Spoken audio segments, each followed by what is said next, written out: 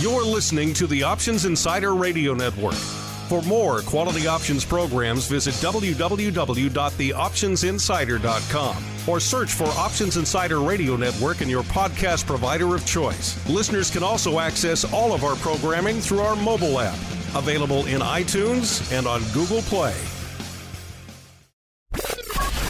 And now, it's time for the show that breaks down the options market from unusual activity alerts to market analysis, strategy overviews, listener questions, and much more. If it involves puts and calls, then our all-star panel will break it down. It's time to hit the Option Block with your host, Mark Longo from the Options Insider Media Group and co-hosts Uncle Mike Tosaw from St. Charles Wealth Management, Mark the Greasy Meatball Sebastian from OptionPit.com, Andrew the Rock Lobster Giovinazzi from OptionPit.com, and Henry the Flowmaster Schwartz from SIBO. The Option Block is brought to you by SIBO. SIBO's suite of S&P 500 index options, SPX and mini S&P 500 XSP options, allows traders to speculate on the direction of the market, generate income, and hedge for downside protection of their portfolio of stocks. No matter what kind of trader you are, there's plenty of useful information to take the guesswork out of creating your portfolio strategy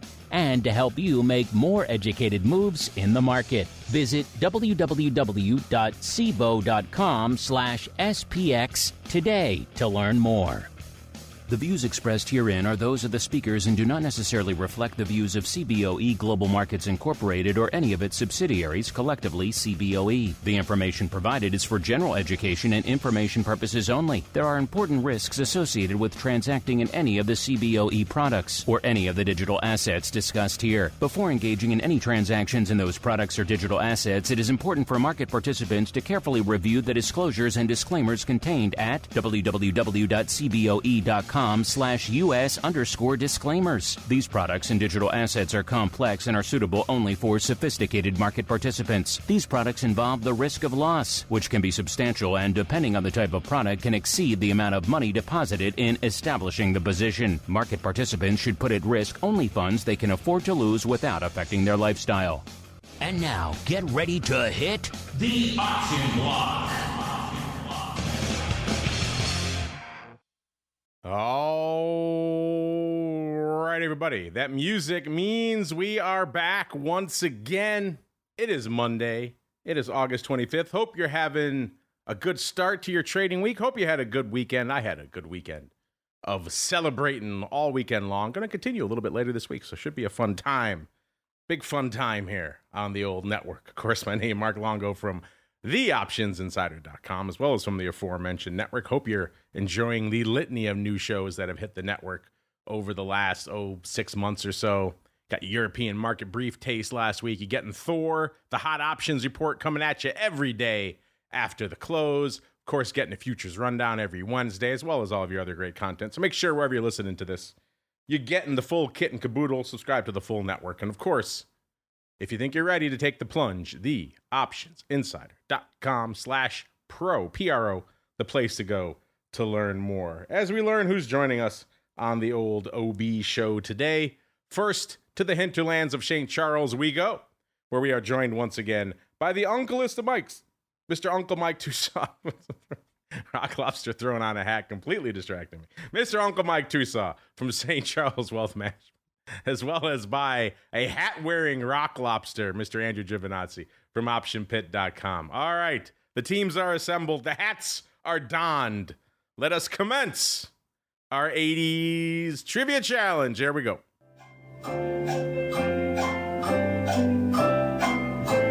Someone holding up his prize from last year as well. So we got all sorts of things conflicting for my attention here on the show. Some might say he has 3 of the Road Warriors. He's a very lucky man. All right, to the land of the 80s Trivia Challenge we go. Listen, Uncle Mike, as our resident non-winner right now, to make your clients happy, what color are you feeling this week? Oh, sports and leisure. All right. You would think he would change it up. You might think he might be inclined to go, I don't know, geography or something, but no, he's going to ride with the horse that trampled him. All right, here we go. I'll activate the chat. so I could see everyone's chattings. All right, here we go. What song is played as the horses parade to the post for the Preakness Stakes? Oh, Tosaw, right in. All right, Tosaw went first. What you got? Reveille.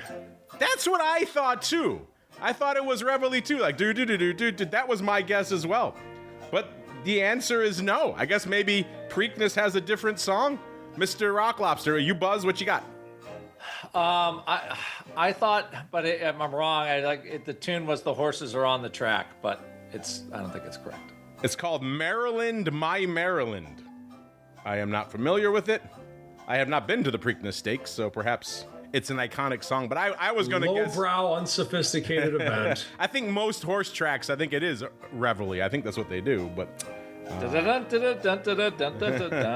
right, then for a half point.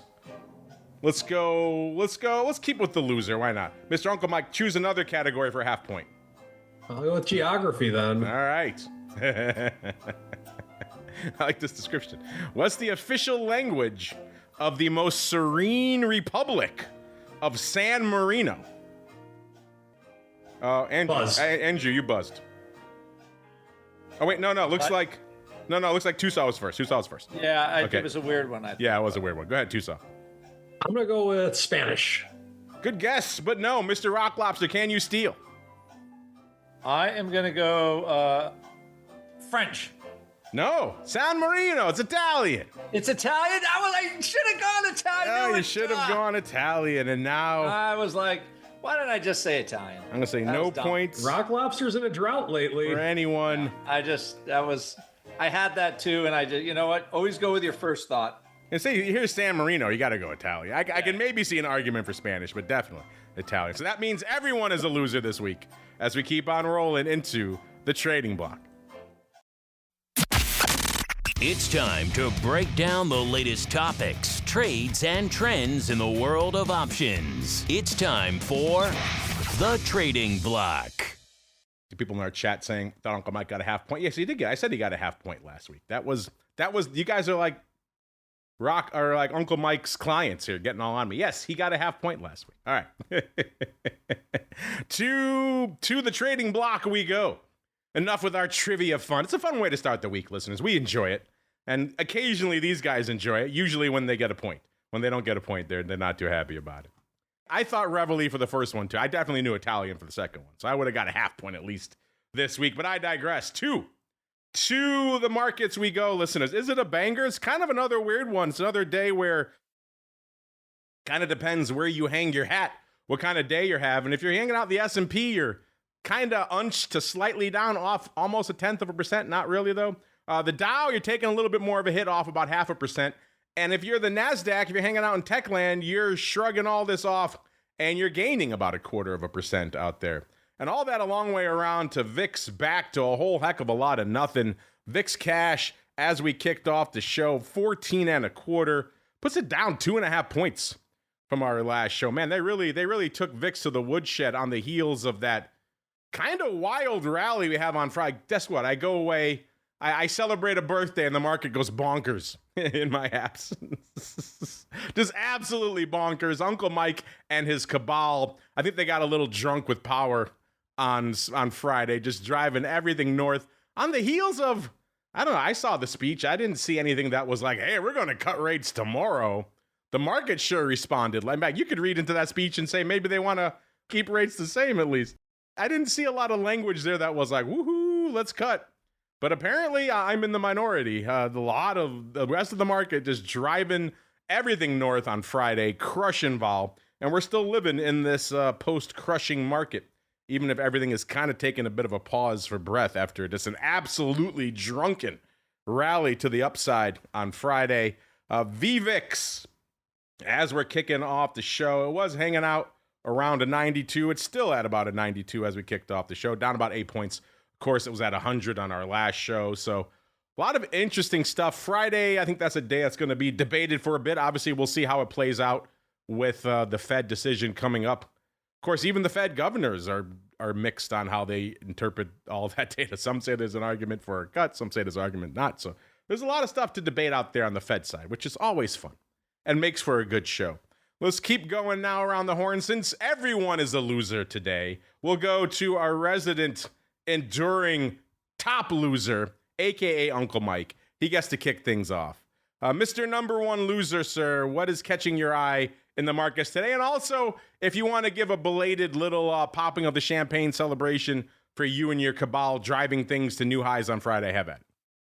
Well, actually, we did not get to new all-time highs on Friday, and that's why I think the interesting part is what's also interesting. If I'm the loser, how come I have all these road warriors and belts on my desk? You do have. You're the only man to have 3 warriors. There are 2 road warriors, but you somehow have 3. That's right. If that doesn't make me a winner, I don't know. That makes you certainly unique at the very least.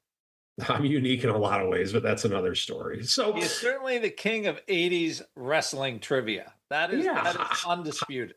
Highbrow, sophisticated trivia, not like this lowbrow stuff of horse racing and wrist wrestling. I'm surprised wrist wrestling didn't make it onto the show again somehow this week.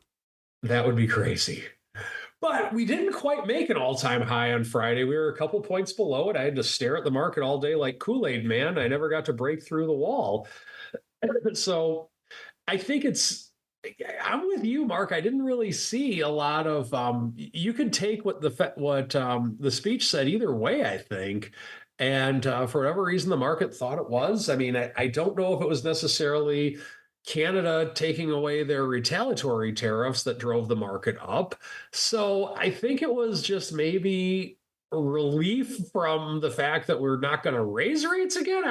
I'm not sure what really drove that from where the markets are. But the key point, in my opinion, is that we did not break through the 6481 mark in the S&P 500. And so for that reason, I actually am pretty cautious. I actually feel that if you are looking for a spot to hedge, now might not be a bad time to do so because of the fact that we're so close to the all-time highs and that we haven't broken through them.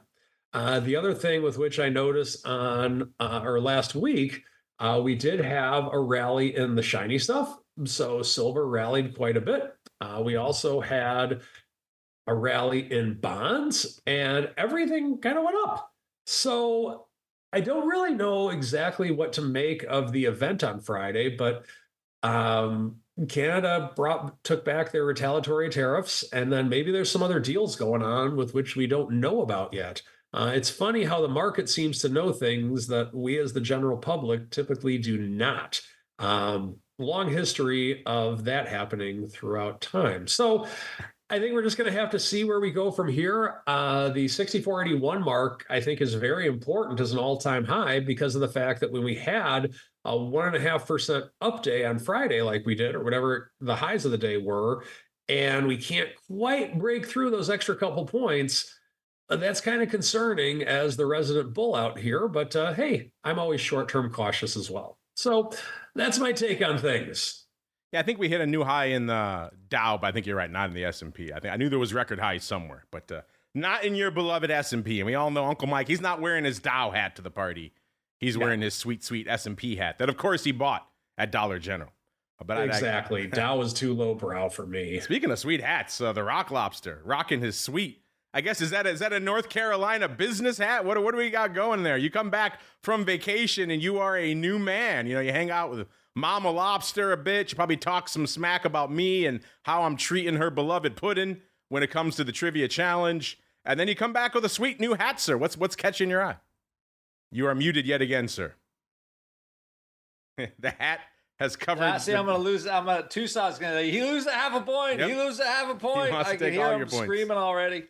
Should be a full point. Yeah, the hat was good. Let's the air go through. And I've been building a chicken coop for vacation. I went to North Carolina for like doing nothing for 3 or 4 days, and then I played golf, fished a little, and dined, and then I came back to Maine and I built a chicken coop. You're burying the lead, though. I think we all want to know, is Mama Lobster pleased with my treatment of her beloved pudding or not? Oh, yeah. So you're back in the pink. Okay, good. In the pink. Good. You're not on the list anymore. Which, of course, now Tosaw's posse will be upset because they're already sending me the emails. He's forwarding them to me. They're already mad at me. He's not getting some kind of preferred treatment. Why can't you just ask him questions off a trivia list that he is assured to know? Who dropped out of the ceiling in 1986 at Wrestling Mania 4? Tosaw's like, oh, of course. That would be whoever. WrestleMania 4 was not in 1986. Thank you very much. And the defense rests, by the way, right there. As far as the market goes, I didn't look at the market all last week. It was funny. We had a sell-off, and then from my weekly profit cycle students, we have a SPY put spread position, long a SPY put spread, long some VIX puts. And we had that little sell-off, and I closed all my SPY puts on vacation. I have some alerts set up, and so I said, alert to my listeners, I'm selling all my SPY put spreads, and it turned out to be the bottom. And I ended up selling, by the end of the week, I sold my VIX puts out, and I sold some out now.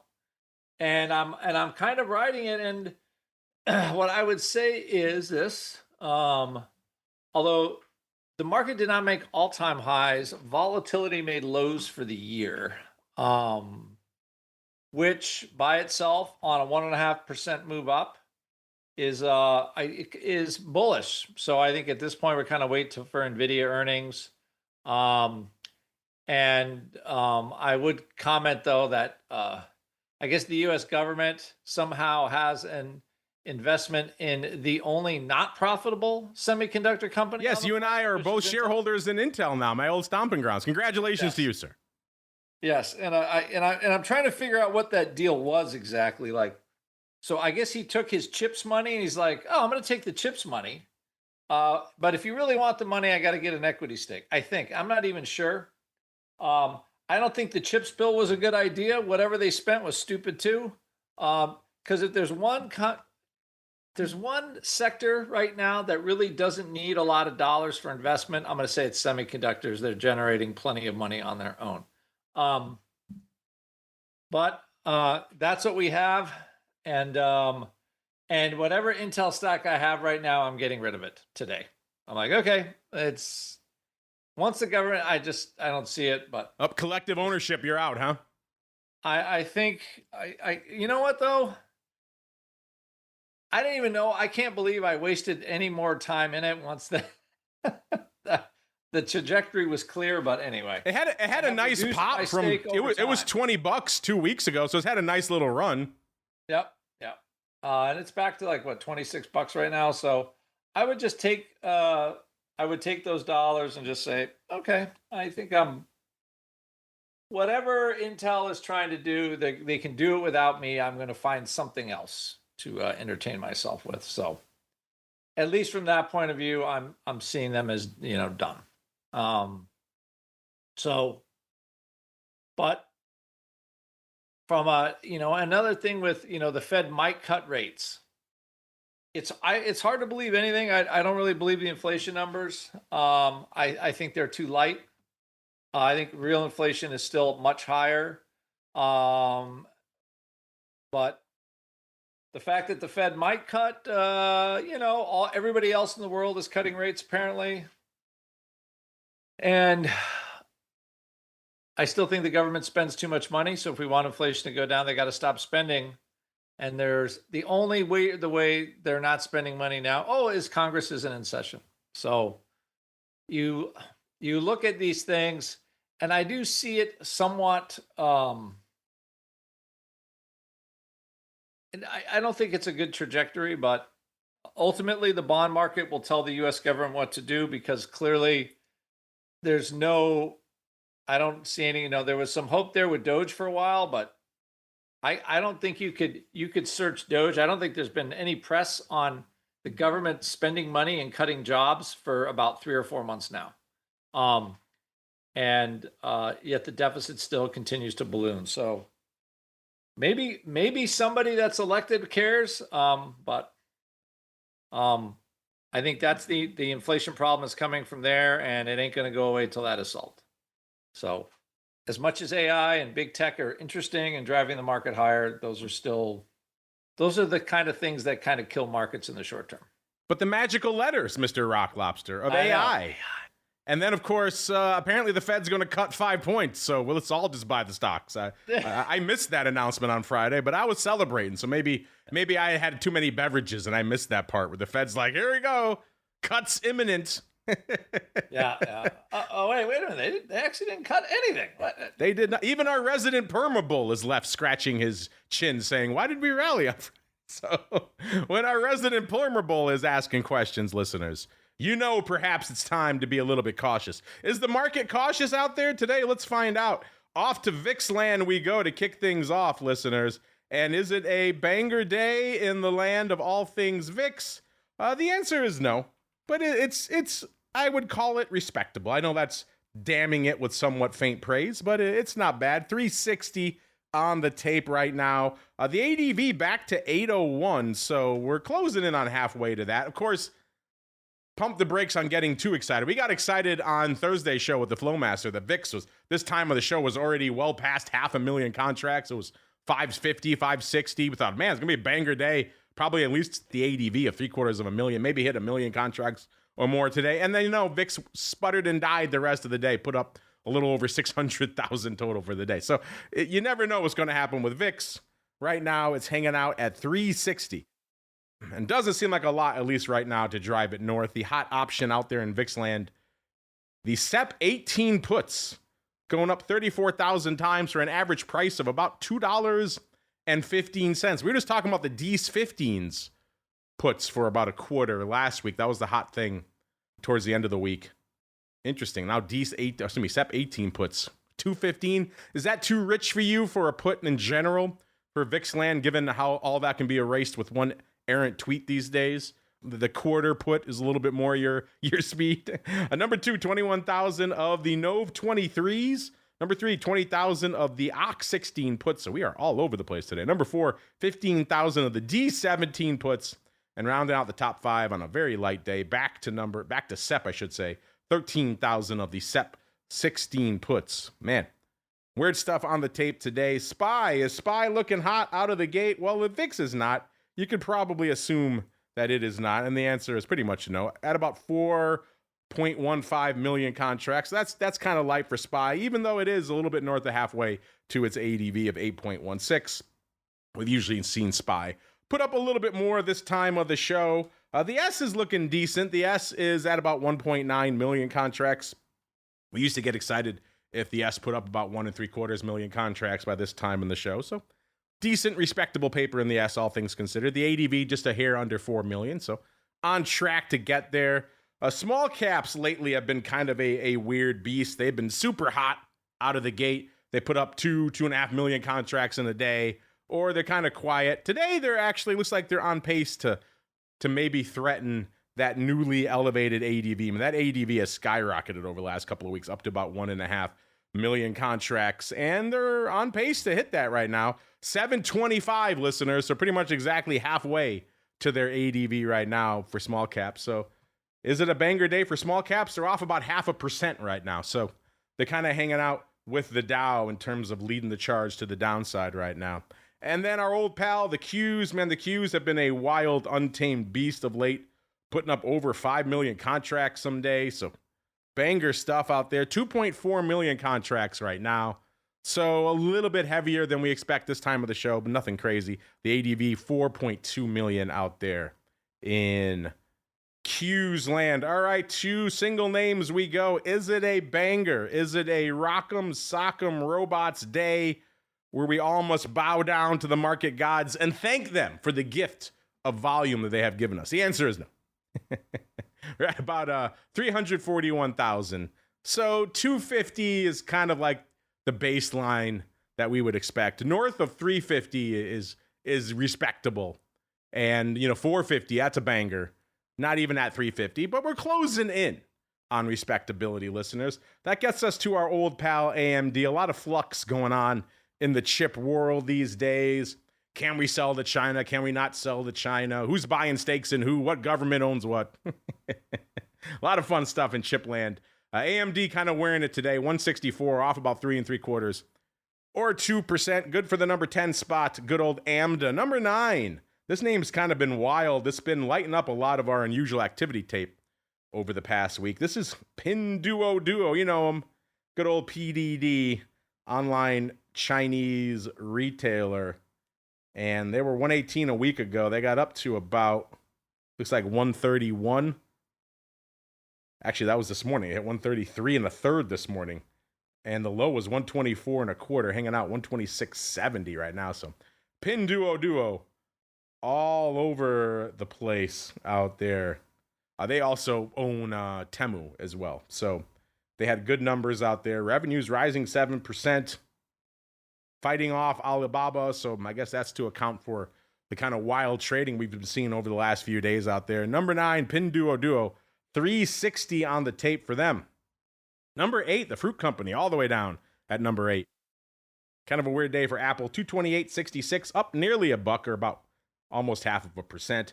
You know the saga with Apple by now. I won't belabor it. They went to Washington, hat in hand. They came back with a nice bump in their stock, and they're still hanging out close to 230, so it's been a good trade for them.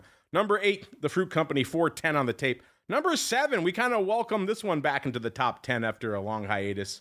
It's our old pal Neo. They kind of came breaking back in last week on the heels of some good numbers. They still had a good run, 620. They're off about 15 cents, about 2.33% today, but they've had a nice run. They were sub $5 a week ago, 494, and they got up to, looks like about 670. That was this morning, almost 6 3/4. Interesting stuff out there. Neo, number 7, 452 on the tape for them. We could pull them up, but I guarantee you it's probably all upside calls expiring this week because we've done this dance once or twice. Number 6, kind of a name that's very much in the crosshairs right now. We were just talking about it. It's my old stomping grounds of Intel. Apparently, congrats to you out there as well. We are all collectively 10% owners of Intel now, listeners. $25 exactly, up 20 cents today. It's been a wild run. They were $20 exactly just a few weeks ago before Mr. Intel went to Washington, hat in hand. And then, of course, we had SoftBank get involved as well. Then there were the rumors that they were selling pieces to other people at quote-unquote discounted rates. So Intel's apparently for sale, at least pieces. And we all have a piece now. So kind of interesting out there. $25. People could take issues of both sides of that. The government getting involved in things. On the other hand, if the government's going to dole out large amounts of capital to these companies, then maybe you could argue that, you know, the taxpayers should have some return for that. So maybe there's an argument for both sides. There's talk about America starting up a sovereign wealth fund. So all sorts of interesting things on the other sides of the Intel debate. Number 6, Intel, 580 on the tape out there. Number 5, it's SoFi, $26, up a buck today, or 4%. That just seems wildly rich for SoFi. I mean, it wasn't that long ago we were talking about the teens. Yeah, it was $11 in March. So been a good run for SoFi, up 647. That's what it's putting up right now. 647,000 contracts on the tape. $26 exactly, up about $1 exactly today, or about almost 4%. So a good run for SoFi. Not a great day for number 4. It's Palantir, 721 on the tape for them. About 158, off about 80 cents, or about 0.5%. Even though they did dip back into the 140s this morning again. Another weird day where if you had the cojones to step in front of the massive sell-off in Palantir and buy calls once they broke into a 140 handle, you're doing all right now. They're back up to about 158. They dipped to 149 and a third. There's an impulse out there to crush Palantir and also an impulse to buy it on the second leg of that. So this is twice now where you've had good opportunities to step in and do some intraday slinging out there. Palantir, number 4, 721 on the tape. So interesting. Good for all of our listeners who have the cojones to do such a thing. Not many folks would want to be willing to step in front of that downside freight train, given the fact that that stock was, what, $20 a year ago, a little more? Wild stuff out there for Palantir, number 4. Number 3, yes, number 3. We got a wild tape today. Our hot options report's going to be crazy. Make sure you tune into it later today. It's Nvidia, all the way down at number 3, 181 exactly, up $3 exactly, and almost 2%. Good for 1.37 million contracts. So I guess Nvidia is looking good again. Of course, they do have earnings coming up, so we'll see how all that plays out there. Number 2, it's our old pal Open, fighting its way all the way back to number 2. Man, it's all the way up to 5.25 today, up about a quarter, nearly 5%. Man, we're just talking about this thing stalling out at $2.50. Tons of people overriding this stock at 2.5. certainly at 3, definitely at 3.5, up to 5.25 right now. Wild times in open, listeners. 1.38 million contracts on the tape for open. What could take the top spot? That means it's our old pal Tesla.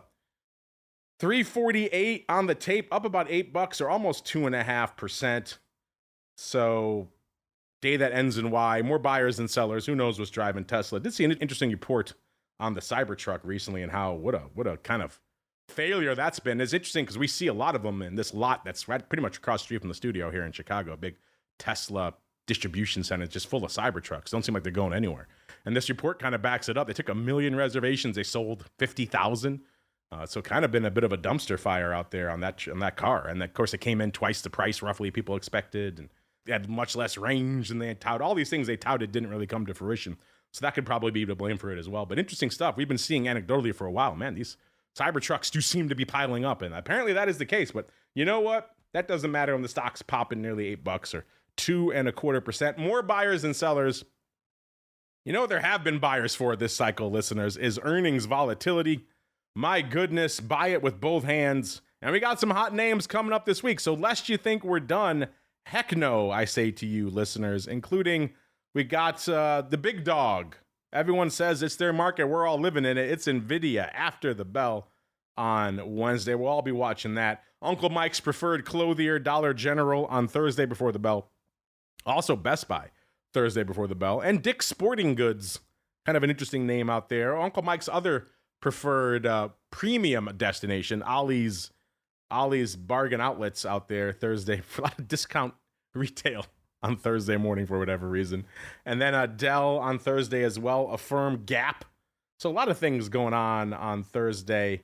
So still a hot week with a lot of big names. Obviously, everyone's paying attention to all things Nvidia, even though Pinduoduo lighting it up out there this morning as well. So a lot of stuff going on out there. Ooh, the Bank of Montreal tomorrow, listeners. Strap in if you want some of that hotness. By the way, if you're wondering how did Pinduoduo perform, we crunched the numbers for you. You can check it out, theoptionsinsider.com. Click on the Options News and Articles tab. All for free, because we like our audience, like to give you the smooches every now and then. And those smooches come in the form of free earnings data. The stock was about 127 when we kicked off this report. Actually, then going into their announcement, it was 127. When we ran this report, it was at 129. So they rallied nearly $2. They were pricing in 1.5%. They delivered about 7%. So that banger number leading to a banger outperformance. Let's see what else we've got on the tape for this week. Let's go out to Uncle Mike's premium clothier. When he wants to spend a little more than Dollar General, he goes to Five Below. That's 27th after the bell. Nearly 142 was where it was trading when we ran this report. They were pricing in, my goodness, $13.36. In the past, they've moved $9.68. So they are pricing in quite a bit of extra juice in Five Below. That is kind of wild. I'm going to take a second look at Five Below after the show, listeners. Is that merited or is that just crazy town? Let's go out to the big dog, Nvidia, 27th after the bell. About 178 is where they were when they were trading. So obviously before today's move of about $3.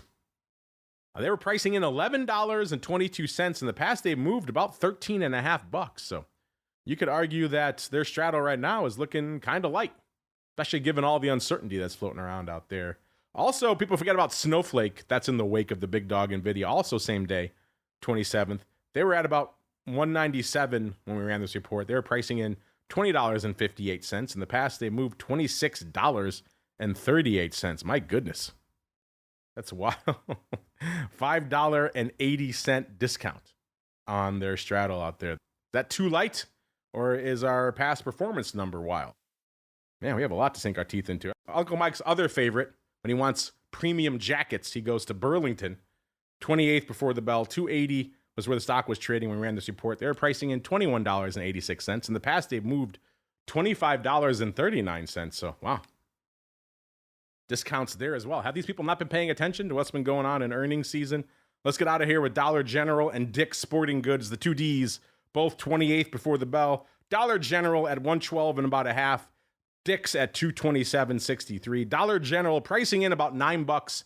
In the past, they've moved 10.5. So another discount on the earnings front. And Dick's pricing in about $16. In the past, they moved about 18. So taking $2 off the top. So apparently none of these names have gotten the memo that you buy earnings vol right now and you do it with both hands. That's kind of wild. Our season hanging out right now, listeners, 127%. Our long-term average, 119%. Both of those are ridiculous.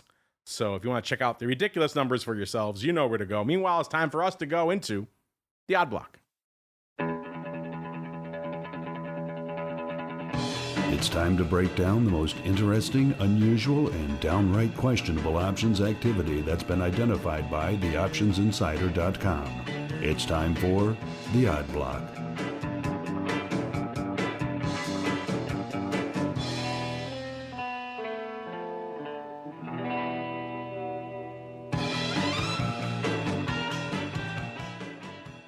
All right, it's time to get weird. It's time to get wild. It is time for the odd block. Mr. Rock Lobster, you've been on vacation. You're wearing funky hats. Do you remember how all this works? Can you find your mute button, sir? I'm unmuted for some strange occurrence. I don't want to give away another half a point to Tosaw. All right. I think that's the only way he's going to earn points from me for the rest of the year. Ooh, a little smack talk. All right. I like it. Let's see if we like what we got on the docket today, as Uncle Mike is fuming in rage out there right now. Our first victim, actually, this is a newcomer. This is Bentley Systems, Inc. No, they don't make Bentleys, even though that would be interesting. No, they make software. They're a American software development company. Ticker symbol BSY. Trading pretty much $54, off about 70 cents or 1.25% today. On the year, it's been kind of a tumultuous year for Bentley. Their net kind of up slightly. So I guess you're happy, but it was kind of a wild one. They were $51 about a year ago. They sold off in the great nadir of April 8th to about $36.50. So from there, they had a nice turnaround. They rallied all the way up to about, looks like nearly $60, about $59.25, back about exactly a month ago. And then since then, they've kind of fallen out of bed a little bit. They got sold off to about $51.75 about a week ago. And since then have rallied again back up to about 54, where we find them now. So interesting stuff out here. Kind of a topsy-turvy year. You're net up on the year, but if you held it, you see you're okay. But obviously you were happier about a month ago, and you were certainly much angrier back on April 8th. Let's see what our Eye of Sauron spotted out here, Mr. Rock Lobster. Looks like somebody's feeling their oats here in good old BSY. They came in this morning and said, D's 60s, 6 O's. How are they? They got $1.30 at $1.50. The stock was pretty much right around here, right around $54. They said, you know what, good sir, I like the cut of your jib. I shall pay $1.50 for the privilege of buying these D60s for $1.50. Earnings, you do get an earnings announcement between now and then. Earnings are on November 6th. So maybe that changes your analysis, listeners. Obviously, $60 is a bit of a ways to run. The 52-week high is $59.25, so haven't quite sniffed that so far this year, but maybe that will change. Mr. Rock Lobster, if you're done taking phone calls during the show, sir, what is catching your eye on the D60s, sir, and your new favorite, BSY? Well, thankfully, I am done. It was just an appointment I had. Was that Mama Lobster giving you a hard time again about me? No, it was setting up a appointment with accountant and stuff. Don't you have people to do that for you by now, sir? Yeah. Well, I have an accountant, but I don't have people to set up the appointment for me. You got to have people. You got to have layers of intermediaries. You can't just get to me. You got to go through layers. That's the whole point. Yeah. I'm not at the layer point, when I still have clan pirates that, that's true, molest my cove on a weekly basis. You know what? I would say, this is one of those stocks where there's no weeklies. So it's not widely traded. There is some, I'm going to say there's a little bit of open interest in this one. There's a lot of those 65s, 26,000 open on the 65s.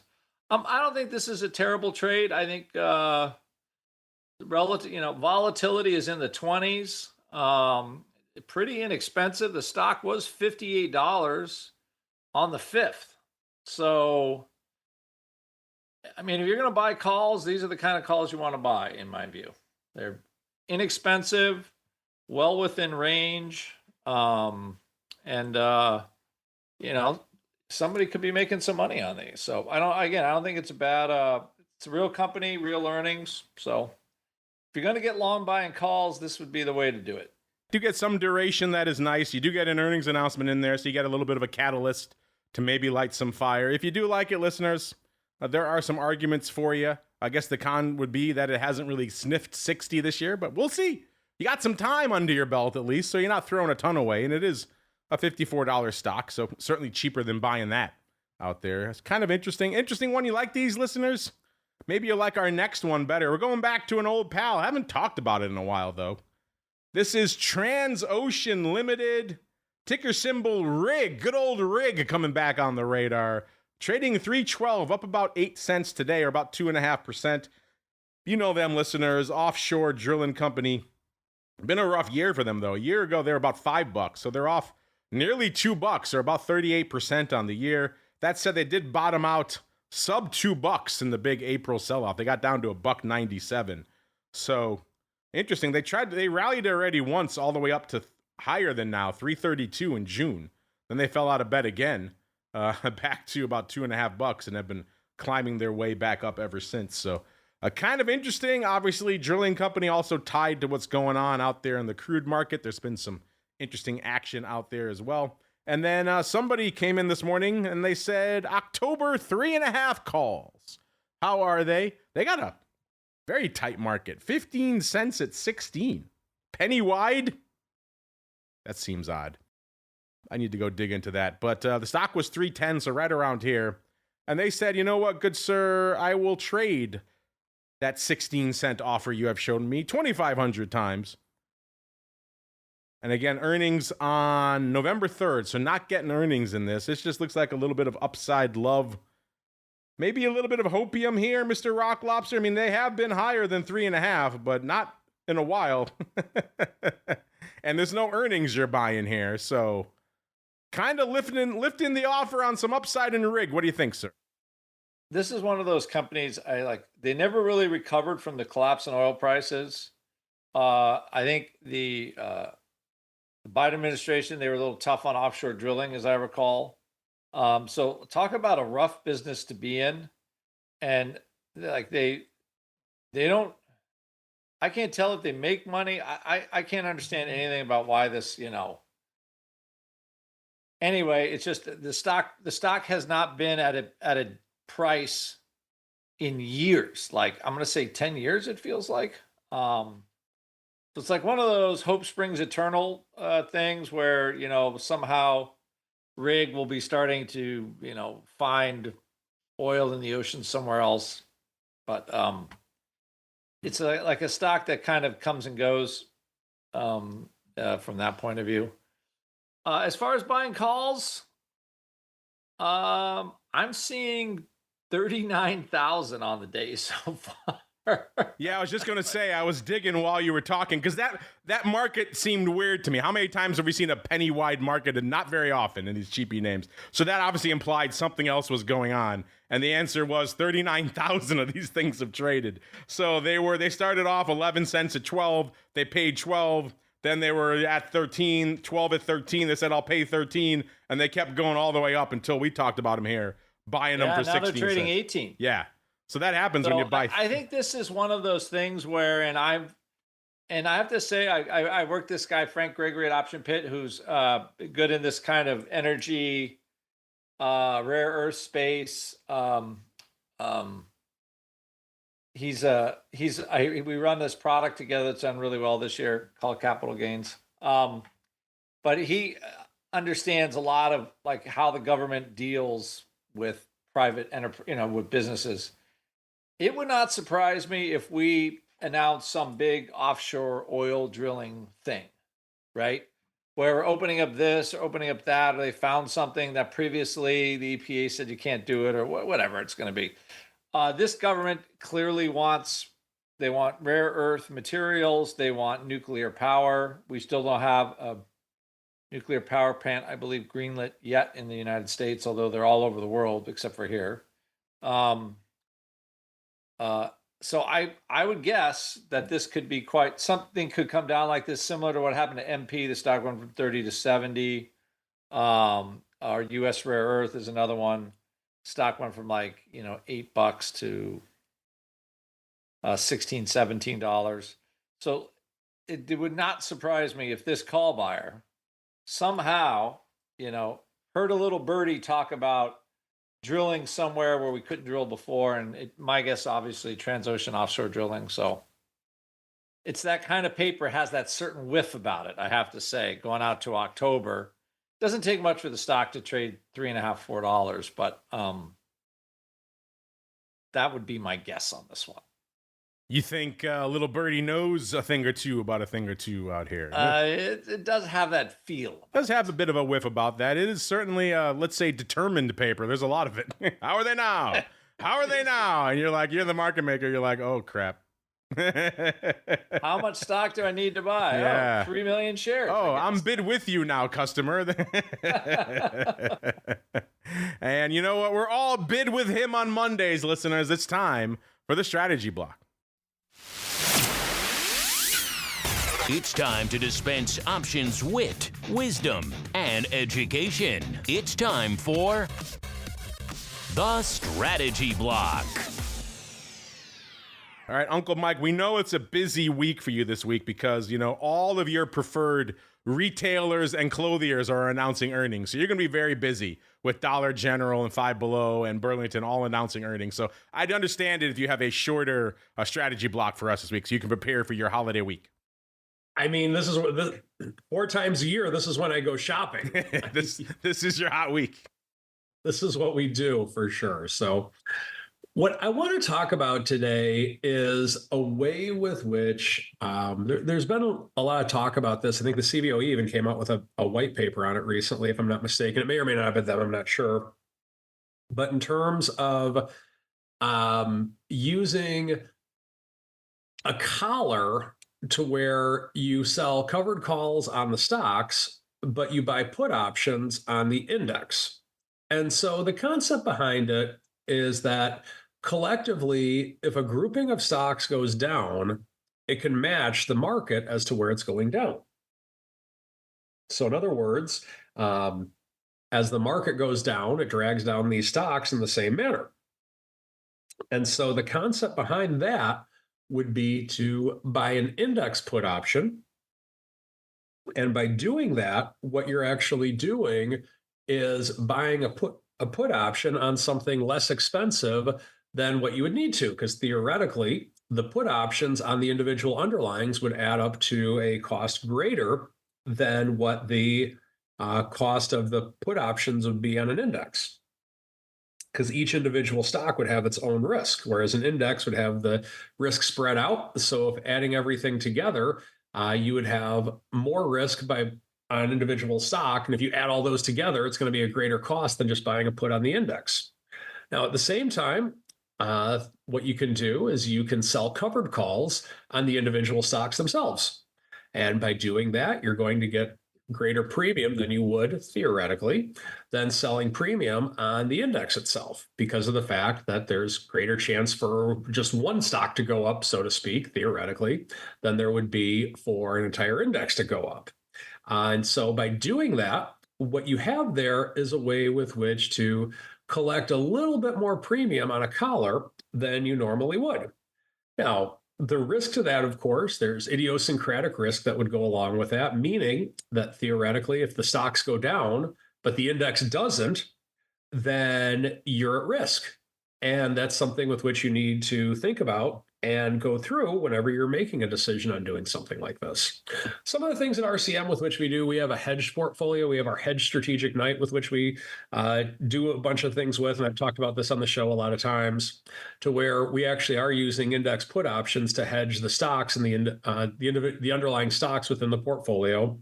We don't actually mix covered calls, and I shouldn't say we'd never, but within these two portfolios, our triple income, which is our covered call portfolio, along with our hedged strategic night portfolio, We keep those separate. So in other words, there's a place in everyone's not everyone, but there's a place in a lot of people's portfolios for covered calls, and there's a place in a lot of people's portfolios for hedged equity.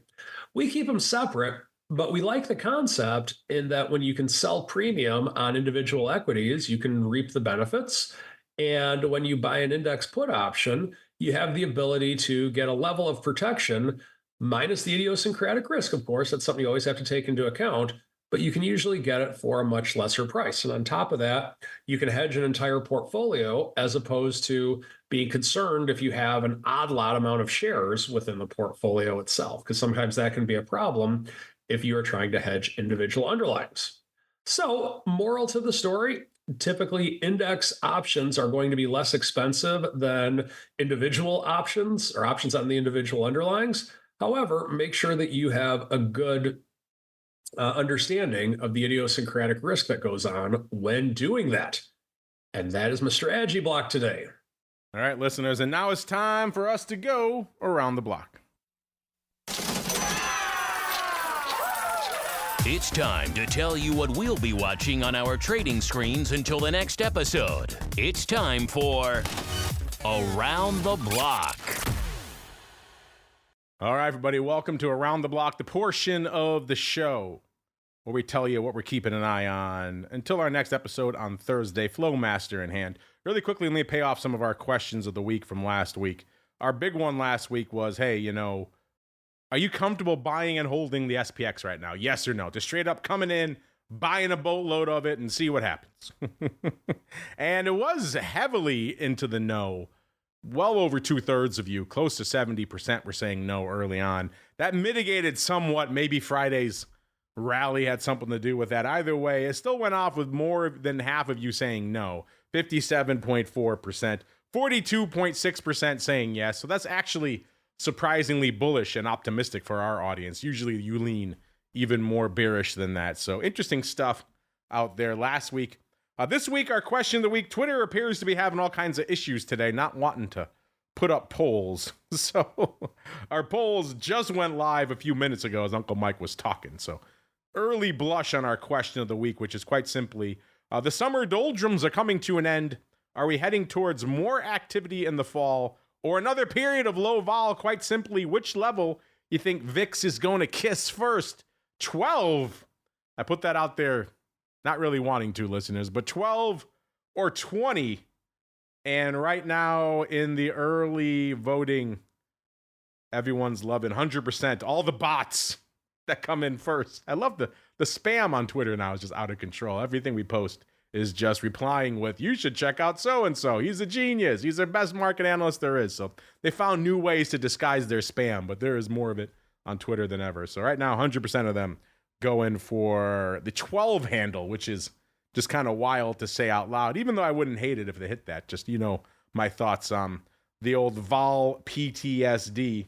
And we also have a flash poll going up right now, which is it live? It just went live as we talk. So literally a couple seconds ago. We're asking you folks, those rig OC 3.5s trading nearly 40,000 times for prices around 15 cents.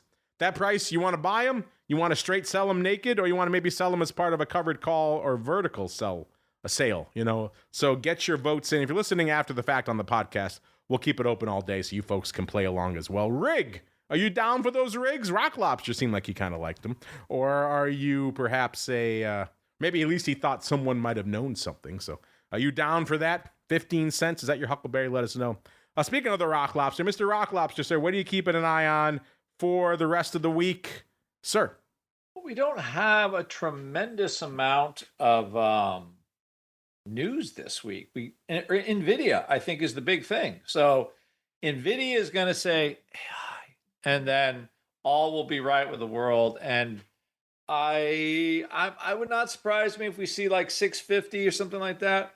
I had some of my students today talking about the straddle and SPX was $67 till Friday, which is what, just 1%ish, which, man, doesn't sound very like a lot. So it is interesting times here. But I think the market might be taking a breather after a tumultuous first 8 months, through August. So That's what I think. Nvidia though that will give us, possibly another leg up here this week. And Mr. Uncle Mike, same question for you, sir. What are you keeping an eye on until the Thursday show? The 6481 in the SPX. Wanting to see if we can make a run at that. Seeing how long we can stay close to that, and seeing if maybe that can become another magnet number in the S&P. So watching that. Seeing if bonds actually have some type of reaction to whether or not we're going to cut rates, because the bond market would know more than we would know in theory. So watching that as well. All right, that music means we've come to the end of another sojourn through the world of the option block. But don't worry, if you want more in your lives, I see our chat talking about Mara. We got crypto coming up in a little bit on the Crypto Rundown. I'll be joined by the folks from FTSE Russell to talk all. They have some interesting new crypto offerings, so we'll get into all that fun. Probably some Mara talk and everything else. You never know what's going to come on the Crypto Rundown. And Mr. Rock Lobster, if folks want to check out your capital gains, or they want to pay for that service where you flash them in an alley, where should they go? What should they do? Optionpit.com, 888-TRADE-01. All my products made money this year. It's been quite a tremendous year, to be quite honest. So if you want to learn how to trade options, and then the actual guy teaching you trades the exact contracts that you do, come on over and learn how this option thing can work. You'd be surprised. And what's the flasher service called? Flash 10. Oh, Flash 10. So he flashes you 10 times in a dark alley. 10 times in a month. And you get to pick the alley of your choosing, listeners. So check it out. Anywhere between Chicago and Maine. Anywhere. Lots of alleys between. A lot of alleys. Option Pit. His travel expenses not included. And I will wear the hat. There you go. Ooh, that's we gotta get a screenshot of you with that hat and put that out. That's good living there on the socials. All right, check them out. Optionpit.com if you too want to be flashed in a dark alley by the Rock Lobster.